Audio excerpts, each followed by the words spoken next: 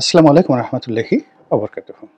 সম্মানিত দর্শক, আপনারা যারা হিন্দি সিনেমা দেখেন, সেই হিন্দি সিনেমাতে প্রায় আমরা দুটো দৃশ্য দেখে থাকি। এক নম্বর দৃশ্য হলো যে পাকিস্তানের সঙ্গে ভারতের যুদ্ধ হচ্ছে এবং সেই যুদ্ধে নায়ক অর্থাৎ ভারতের যারা সেনা কর্মকর্তা, সেটা অজয় দেবগন হন, শাহরুখ খান হন, কিংবা সুনীল দত্তর ছেলে যে সঞ্জয় দত্ত তিনি হন, অর্থাৎ ড্যাশিং হিরো যারা রয়েছেন, তারা মানে পাকিস্তানকে যে কি নাস্তানাবুদ করে ১ মিনিটের মধ্যে তাদেরকে শেষ করে দেওয়া হয়। এবং যেভাবে চলচ্চিত্রে তাদেরকে চিহ্নিত করা হয় যে এরা পেটুক, একেবারে দুর্বল, অসহায়, তাদেরকে যে কোনো সময় একটা টিপ দিয়ে ভারত মেরে ফেলতে পারে। ভারত খুব দয়ার দেশ, দাতার দেশ, তারা খুব উদার, ইচ্ছা করেই পাকিস্তানকে মারছে না, এরকম একটা ভাইব তুলে পুরো ভারতের যে ১৩০ কোটি জনগণ, সেই ১৩০ কোটি জনগণের মধ্যে ভারতীয় সেনাবাহিনী সম্পর্কে এরকম একটা ধারণা তৈরি করা হয়েছে চলচ্চিত্রের মাধ্যমে যে পৃথিবীতে এর চাইতে বড় কোনো সামরিক বাহিনী নেই। The Indian navy, the Indian air force, তারপরে দ্য ইন্ডিয়ান মিলিটারি, তারা তাদের সঙ্গে সঙ্গে তাদের যে গোয়েন্দা সংস্থা রয়েছে এবং তাদের কিছু স্পেশাল ফোর্স রয়েছে, প্যারাট্রুপার রয়েছে। তারা মনে করে এই চলচ্চিত্রের মাধ্যমে এমনভাবে ফুটে তোলা হয়েছে যে ভারত ইচ্ছে করে পৃথিবী জয় করতে পারে, আলেকজান্ডারের মতো সারা পৃথিবী জয় করতে পারে, আমেরিকাও তাদের কাছে কোনো বিষয় নয়। এই গেল একটা দৃশ্য আমরা হিন্দি চলচ্চিত্রের মাধ্যমে আমরা যারা দেখি বাংলাদেশে বসে, তারাও ঠিক এরকম একটা অবস্থা আমাদের তৈরি হয়ে গেছে ভারতীয় আর্মি সম্পর্কে। এবং এই ভয়ের কারণে সীমান্তে যখন ফেলানি হত্যাকাণ্ড হয় এবং এই ভয়ের কারণে যখন আমাদের নিরীহ কৃষকদেরকে ধরে নিয়ে গুলি করে মেরে ফেলে, আমরা কেবলই মাত্র চলচ্চিত্রের যে ভয়ের কারণে তাদেরকে কিছু বলি না। কিন্তু এই গত ৭-৮ মাসে আমরা দেখতে পাচ্ছি যে সেই চলচ্চিত্রের নায়ক মহানায়ক ভারতের যে সৈনিকরা, তারা আমাদের বিএসএফ এর যে দুর্বৃত্তরা যারা রয়েছে, তারা আমাদের বিজিবির যারা সদস্য রয়েছেন তাদের পা ধরছেন, প্রাণ ভিক্ষা করছেন। এবং গত কয়েক মাসে যে কোনো ঘটনা যা কিছু তারা ঘটিয়েছে তার সমান উত্তর, একেবারে সমান সমান, এটা আমাদের জনগণ দিয়েছে। এবং কয়েকদিন আগে একটা ভিডিওতে দেখলাম যে সীমান্তে একজন সাধারণ ইউটিউবার, তো তার সঙ্গে অস্ত্রধারী কয়েকজন বিএসএফ সদস্যের কথা হচ্ছে এবং সেখানে বিএসএফ তাকে তু তু করে, মানে তুই তুই করে কথাবার্তা বলার চেষ্টা করছে, তু কোন হায় রে, এরকম।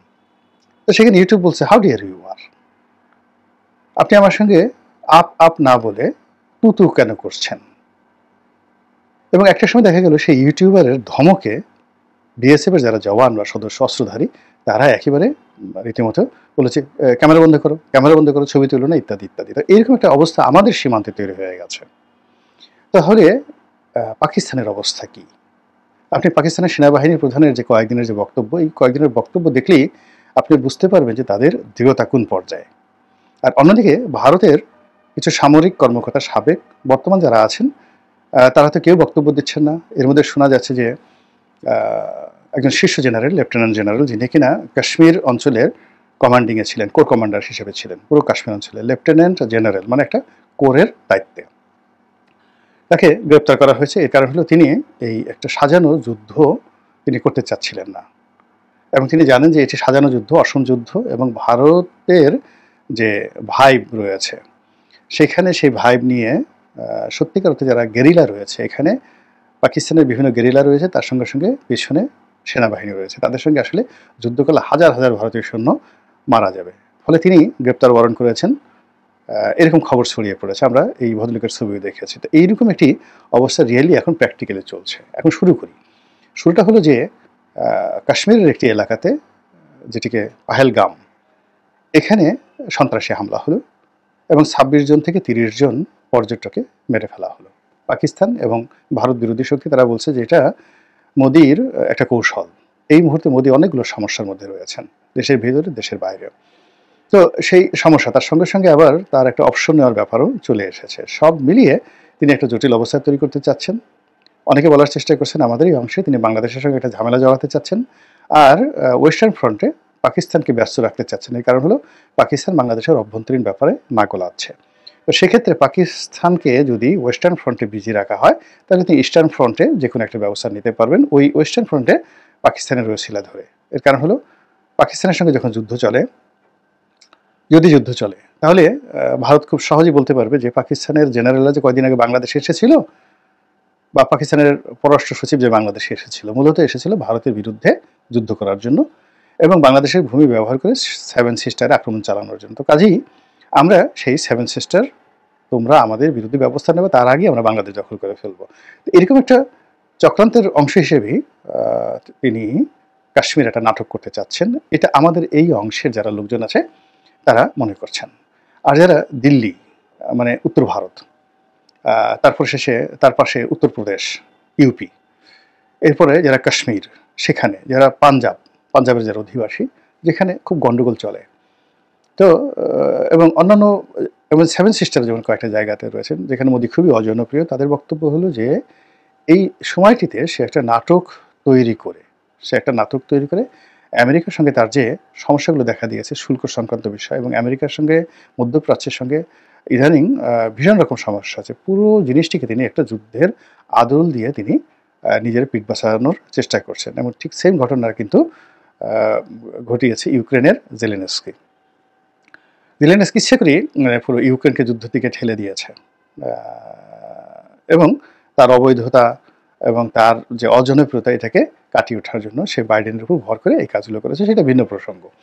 তো এখন এরকম নানা রকম যে সমীকরণ, সেই সমীকরণ প্রেক্ষিতে ঘটনা ঘটেছে। আমরা যারা বাংলাদেশে ভারতকে এখনও ভারতের সঙ্গে সম্পর্ক রাখতে চাই, বন্ধু মনে করি, আমরা এই বিষয়ে কোনো মন্তব্য করতে চাই না। তবে এখানে যে মূল বিষয় সেটি হলো যে এই নির্মম এবং মর্মান্তিক ঘটনা, অর্থাৎ পর্যটকদের উপর হামলা যারাই করুক না কেন আমরা নিন্দা জ্ঞাপন করছি এবং সেটাকে কেন্দ্র করে যে উত্তেজনা, সেই উত্তেজনা যেন যুদ্ধে রূপান্তরিত না হয় আমরা সেই প্রার্থনা করছি। কিন্তু বাস্তবতা হলো যে এই ঘটনা ঘটার পরে দেখা গেল যে আগে যেটা হতো, যখন যুদ্ধ ঘোষণা করা হতো মহিলারা তাদের যাকে বলা হয় চুলের খোপা ছেড়ে দিতেন মধ্যযুগে প্রাসাদরা। তারপরে যখন যুদ্ধ ঘোষণা করা হয় অনেকে তলোয়ার ভেঙে ফেলতেন, রাজা, যে তলোয়ার ভাঙা মানে যুদ্ধ ঘোষণা করা। এরপর আরও অনেক কিছু সিমটম। তো এক্ষেত্রে দেখা গেল যে এইবার মিস্টার নরেন্দ্র মোদী ইংরেজিতে একটা ভাষণ দিলেন এবং সারা দুনিয়াতে তিনি সাধারণত ইংরেজিতে ভাষণ দেন না, ভাষণে যে কথাটি বললেন যে আমাদের স্বাধীনতা, সার্বভৌমত্ব, আমাদের দেশের অভ্যন্তরীণ বিষয়ে যদি কোনো রকম হস্তক্ষেপ হয় আমরা যুদ্ধ করব। এরপর শুরু হলো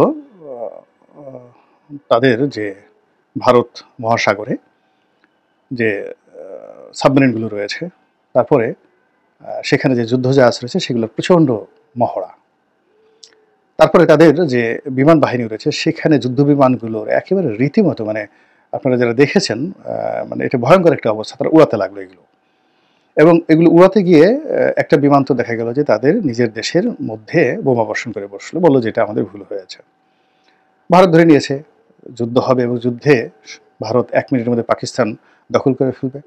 এবং ভারতীয় যারা লোকজন রয়েছে তারা খুবই উল্লসিত যে পাকিস্তানের মতো একটা দুষ্ট রাষ্ট্র যদি দখল হয়ে যায় তাহলে তারা বেলুচিস্তান স্বাধীন বালুচ যে আন্দোলন, সে আন্দোলন করছে সেটাকে আলাদা একটা রাষ্ট্র করে দেবে, পাঞ্জাবকে দখল করে নেবে, জম্মুর উল্টো দিকে যেটা আজাদ কাশ্মীর রয়েছে সেটাকে তারা একত্র করে পুরো একটা কাশ্মীরকে একীভূত করে ফেলবে। আরও অনেক বড় বড় স্বপ্ন তারা দেখার চেষ্টা করছে, যারা ভারতকে মনে করে যে তারা সত্যিকার অর্থে একটা যাকে বলা হয় পরাশক্তি, 1 ঘন্টার মধ্যে পাকিস্তান দখল করে ফেলবে। কিন্তু এইভাবে নরেন্দ্র মোদী ইংরেজি বলা এবং সব কিছু করার পরেও দেখা গেল যুদ্ধ শুরু হচ্ছে না।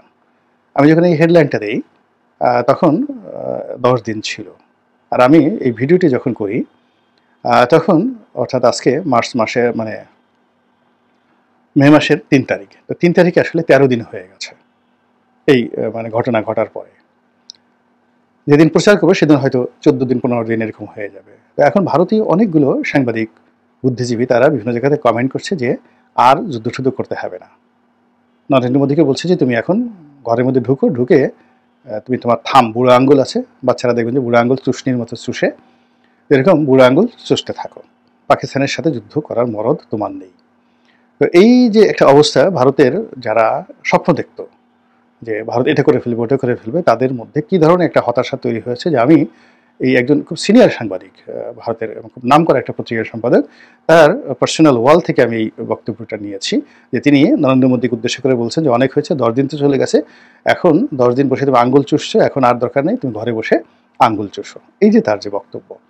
তো এইরকম একটা অবস্থা তৈরি হয়েছে। এর মধ্যে যেগুলো হলো সেটা হলো পাকিস্তানের সাথে অনেকগুলো চুক্তি তাদের ছিল, তার মধ্যে খুবই গুরুত্বপূর্ণ একটা চুক্তি হলো পানি চুক্তি। যদিও এই পানি চুক্তিতে তাদের কিছুই করার নেই, কিন্তু এই পানি চুক্তিটি তারা বাতিল করে দিয়েছে। এই বাতিলের ফলে পাকিস্তানের কিছুই হবে না, ভারতে কিছু করতে পারবে না, সিন্ধু নদীর পানির গতিপথ তারা এই মুহূর্তে ফেরাতে পারবে না। তারা তাদের উজানের যে কয়েকটা নদীতে আছে, তারা যেখানে নিয়মতান্ত্রিকভাবে বাঁধ তৈরি করেছিল, পলানো ছাড়েন কাপুরুষের মতো সেই বাঁধগুলো ছেড়ে দিয়ে দেখা গেল পাকিস্তানের বিস্তীর্ণ এলাকা তারা ভাসিয়ে দিয়েছে। মানে এটা কি বলবো, যে অনেক সময় যে এর চেয়ে কাপুরুষতা আর হতে পারে না, এই কাজটি তারা করেছে। এবং তারা বলছে যে আমাদের হাতে আরও দুটো রিজার্ভে প্রায় 10,000 কিউসেক পানি আছে, এবং তোমরা যদি বেশি বাড়াবাড়ি করো ওই 10,000 কিউসেক পানিও ছেড়ে দেবো। এবং এটা মোদি মিডিয়া বা গদি মিডিয়া যাদেরকে বলা হয়, তারা এই সমস্ত ধরনের প্রচার এবং প্রোপাগান্ডা চালিয়ে যাচ্ছে। এরই মধ্যে যুদ্ধের দামামা কমে গেছে, জনগণের যে ভয় আতঙ্ক পাকিস্তানি জনগণের সেটা কেটে গেছে। আর পাকিস্তান সব কিছু নিয়ে, সৈন্য সামর্থ্য নিয়ে তারা সীমান্তে অপেক্ষা করছে, এবং তারা যেটা করছে তারা আক্রমণকারী হতে চাচ্ছে না, তারা অপেক্ষা করছে জবাব দেওয়ার জন্য। এবং অতীতে যে কয়বারই যুদ্ধ হয়েছে এবং সাম্প্রতিক সময়ে এই মোদি ক্ষমতায় আসার পরে যে কটি ঘটনা ঘটেছে, প্রায় সবগুলো ঘটনাতেই ভারতীয় সেনাবাহিনী অগ্রগামী হয়ে আক্রমণ করেছে, নাস্তানাবুদ হয়েছে, এবং তাদের অনেক সৈন্য পাকিস্তানের সৈন্যের হাতে ধরা পড়েছে, এবং পাকিস্তানিরা তাদেরকে কয়েক মাস আটকে রেখেছে, তাদের মোষ কেটে দিয়েছে, দাড়ি কেটে দিয়েছে, তারপর তাদেরকে আবার ভারতের হাতে হস্তান্তর করেছে। এবং একই ঘটনা কিন্তু ঘটেছে চীন সীমান্তে, এবং চীন যেটি করেছে সেটা হলো চীনের বেশ কয়েকটি সীমান্তে। বিশেষ করে আমরা ওই যে 3 ইডিয়টস যে দেখি, সেখানে যে এলাকা রয়েছে, তো সেই এলাকার একটা বিরাট অংশ 20,000 বর্গ কিলোমিটার, 20,000 বর্গ কিলোমিটার এলাকা চীন দখল করে নিয়েছে। এবং এটার জন্য তারা কোনো যুদ্ধ করতে হয়নি, তারা শুধুমাত্র কুম্ফু দিয়ে, ক্যারাত দিয়ে সে প্রায় 1,000 ভারতীয় সৈন্যকে তারা ভীষণভাবে আহত করেছে। অর্থাৎ ওখানে ভারতীয় সীমান্তে যে ভারতীয় সৈন্য রয়েছে তাদের সাথে দেখা গেল যে মানে চীনের যে সৈন্যরা তারা এসে একটা হাতাহাতি লড়াই, এবং হাতাহাতির লড়াইতে তারা বেদম পিটুনি খেয়েছে ভারতীয় সৈন্যরা, এবং 1,000-এর মতো তারা চীনের কাছে যাকে বলা হয় বন্দী হয়েছে। তো এটি নিয়ে খুব কৌতুক হয়েছে, অনেক কিছু হয়েছে। তাদেরকে জিজ্ঞাসা করা হয়েছে এমন হলো কেন, তো বলে যে আমরা তো ওদের সাথে কুম্ফু কারাত করার জন্য লড়াই করেছি, কিন্তু কুম্ফু কারাতের মাঝে ওরা হুট করে করেছি কি ওদের পিছনে এক ধরনের বড় লাঠি ছিল, এবং লাঠির মাথায় গজাল প্যারাক বসানো ছিল। ওরা সেটা বের করে এসে সেই কুম্ফু কারাত বাদ দিয়ে ওটা দিয়ে আমাদেরকে খোঁচাতে থাকে, পিটাতে থাকে। তখন আমরা অসহায় হয়ে পড়ি।